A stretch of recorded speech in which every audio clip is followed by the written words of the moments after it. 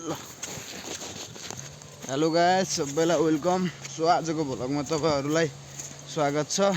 म चाहिँ बोट बिरुवा लाउन जान लाग्यो अनि यो बोट बिरुवा हो अनि म चाहिँ तल लगाउँछु। समथिङ लगाइसके, अझ लगाइसके समथिङ 150, अब 150 अझै लाउन बाँकी छ। सो तल लास्ट जानुपर्ने हो अनि यो बाटोको हालत चाहिँ यस्तो छ। बाटोको हालत चाहिँ यस्तो नाजुक छ अनि बाबा यहाँ धन्नै खसेन, यस्तो छ हालत गाइस। दुःख गर्नुपर्छ। त्यही भएर के भन्छु भन्दाखेरि सो एकछिन मेरो कुरा ध्यान दिएर सुनिदिनु होला।